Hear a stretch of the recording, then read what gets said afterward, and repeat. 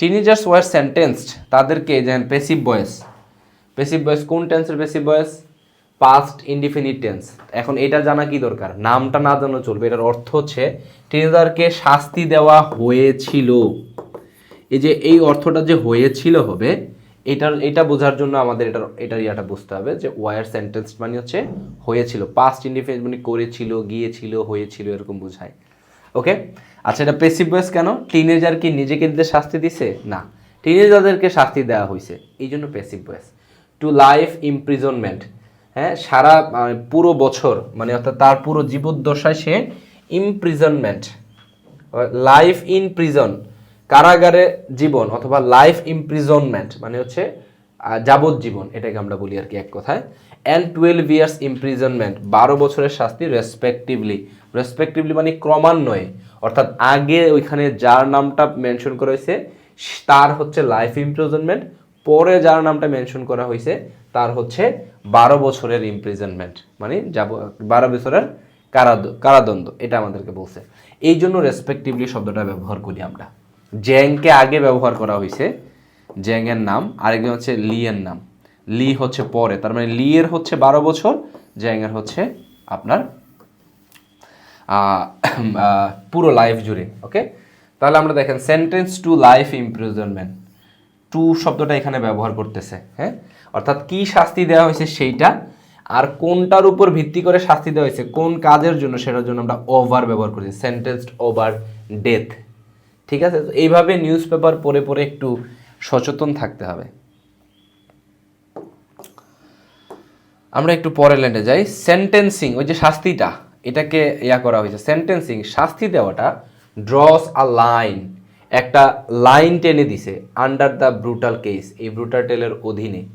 Which trigger, যেটা কিনা trigger করছিল, উত্তেজিত করেছিল।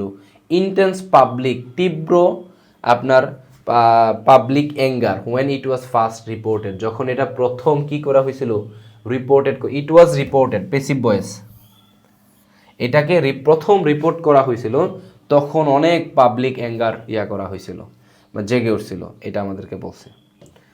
ওয়াং হ্যাড, এই দেখেন, ওয়াং মানে যে ব্যক্তিকে খুন করা হয়েছে, হ্যাড লং বিন বুলিড, বুলি করা বলি না আমরা, একজনকে একটু খোঁচা দিয়ে কথা বলা, ধরেন কেউ একজন স্বাস্থ্যবান অনেক বেশি, আমি বললাম কিরে মোটকা কি খবর, এটাকে বলে বুলি করা।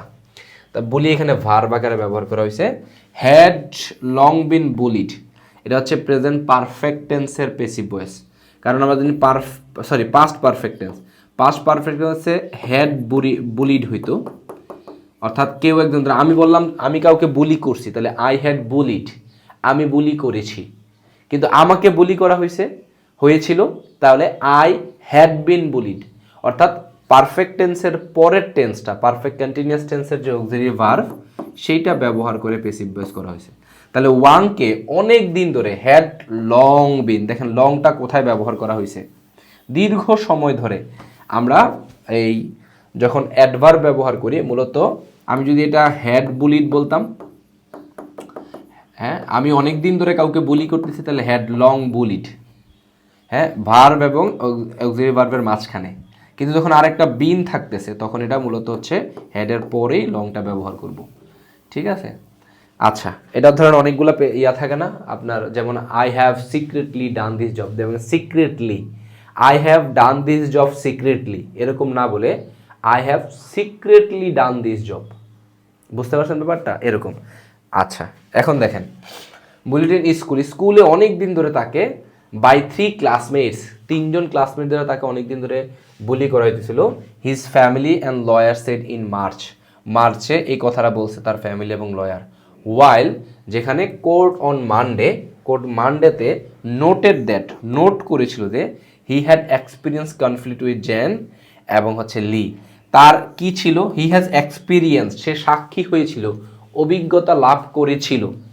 কোন tense, had plus V3, experience ভার্বের 3 নাম্বার ফর্ম ব্যবহার করা হয়েছে, অর্থাৎ পাস্ট পারফেক্ট টেন্স।